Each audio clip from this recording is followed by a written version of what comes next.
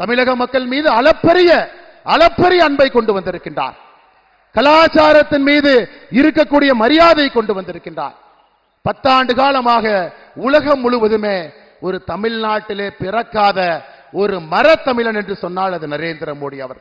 தமிழ்நாட்டிலே பிறக்காத ஒரு மரத்தமிழன் உலகத்திலே எங்கே சென்றாலும் கூட நம்முடைய தாய்மொழியை பற்றியும் நம்முடைய கலாச்சாரத்தை பற்றியும் பேசிக் கொண்டிருக்கின்றார். ஆனா இங்க இருக்கிற திராவிட முன்னேற்ற கழகம் என்ன பண்ணிருக்கிறீங்க? தமிழ் மொழியினுடைய மகத்துவத்தை கும்முடி பூண்டி தாண்டாம அப்படியே வச்சு பூட்டி வச்சிருந்தீங்க. உலகத்தினுடைய மூளை முடுக்கெல்லாம் இந்த கலாச்சாரத்தினுடைய பெருமை எடுத்து சென்று கொண்டிருக்கின்றார். தமிழ்நாட்டினுடைய மகிமையும் வல்லமையும் எடுத்து சொல்லிக் கொண்டிருக்கின்றார். இன்னைக்கு திராவிட முன்னேற்ற கழகத்தினுடைய தேர்தலில் யாருங்க நிற்கிறாங்க? தென் சென்னையில நிதியமைச்சர் தங்கம் தென்னரசனுடைய தங்கச்சி நிற்கிறாங்க, தங்கபாண்டியனுடைய மகள். மத்திய சென்னையில் யாரு நிற்கிறாங்க? முரசொலி மாறனுடைய மகன் தயாநிதி மாறன். வட சென்னையில் யாரு நிற்கிறாங்க? ஆற்காட்டு வீராசாமியினுடைய மகன் பையன் நிற்கிறாங்க, துரைமுருகனுடைய பையன், பொன்முடியினுடைய பையன். இதுக்கு பிரச்சாரம் பண்றது யாருன்னா முதலமைச்சருடைய பையன். வெக்கமாக இல்லையா முதலமைச்சர் அவர்களே? நீங்க ஜனநாயகத்தை பத்தி பேசுறீங்க, நீங்கள் ஜனநாயகத்தை பத்தி பேசுறீங்க. அப்பா எல்லாம் அமைச்சர், பையன்லாம் பாராளுமன்றத்தினுடைய வேட்பாளர். இதுக்கு இந்த தேர்தல் பரப்புரைக்கு போவாரு உங்க பையன். நீங்கள் ஜனநாயகத்தை பத்தி எங்களுக்கு பாடம் எடுத்துக் கொண்டிருக்கின்றீர்கள். இந்த தொகுதியினுடைய பாராளுமன்ற உறுப்பினர் ராஜா சொல்றார், 2024 தேர்தல் நடக்குமா? இவங்க ஜெயிப்பாங்களா? பிரதமர் நாட்டை விட்டு போயிருவாராம். சகோதர சகோதரி, நான் சொல்லுகின்றேன், ராஜா இங்க டெபாசிட் வாங்க கூடாது. நீலகிரி பாராளுமன்ற தொகுதியில அடுத்த 7 நாட்கள் பதிலடி நாம் கொடுக்க வேண்டும்.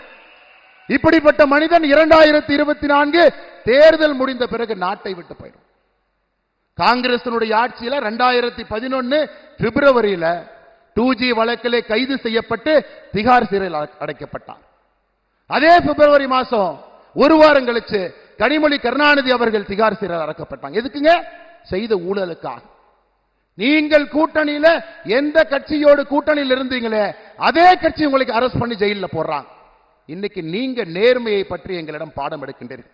அன்பு சகோதர சகோதரிகளே, 543 பாராளுமன்ற உறுப்பினர்ல இந்தியாவில் மோசமாக ஒரு பாராளுமன்ற உறுப்பினர் இருக்கின்றால் இந்த தொகுதியினுடைய பாராளுமன்ற உறுப்பினர் அது ஏ ராஜா.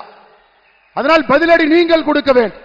நம்முடைய பிரதமரை பற்றி தவறாக பேசி ஏ ராஜா நீலகிரியிலே டெபாசிட் வாங்கக்கூடாது. அன்பு சகோதர சகோதரிகளே, அடுத்த 7 நாட்கள் கடுமையாக உழைக்க வேண்டும். இந்த மனிதனுடைய உழைப்பெல்லாம் தனக்காக இல்லை. 3வது முறை பிரதமராக என்னை அமர்த்துங்கள் என்று கேட்பது தன்னுடைய குடும்பத்திற்காக இல்லை. 3வது முறை வர வேண்டும் என்பது தன்னுடைய சுய கௌரவத்திற்காக இல்லை. இவர் செய்ய வேண்டிய வேலை இன்னும் பாக்கி இருக்கிறது என்பதை மறந்து விடாது. அந்த வேலையை செய்யக்கூடிய ஒரே ஒரு தகுதி இருக்கக்கூடிய தலைவன் பாரத பிரதமர் நரேந்திர மோடி அவர்கள் மட்டும்தான் என்பதை மறந்து விடாது. செல்ல வேண்டிய தூரம் பாக்கி இருக்கிறது, செய்ய வேண்டிய வேலைகள் நிறைய இருக்கிறது. அதற்கு ஒரே ஒரு தலைவன் ஏழை மக்களுடைய முன்னேற்றத்திற்காக, விவசாயிகளுடைய நலனுக்காக, பெண்களை மையப்படுத்தி அரசியல் செய்வதற்காக, அரசாட்சி செய்வதற்காக, இளைஞர்களை மேம்படுத்துவதற்காக இந்திய அரசியல் வரலாற்றில் இருக்கக்கூடிய ஒரே ஒரு தலைவன் பாரத பிரதமர் நரேந்திர மோடி அவர்கள் என்பதை நீங்கள் மறந்துவிடக்கூடாது. அன்பு சகோதர சகோதரி,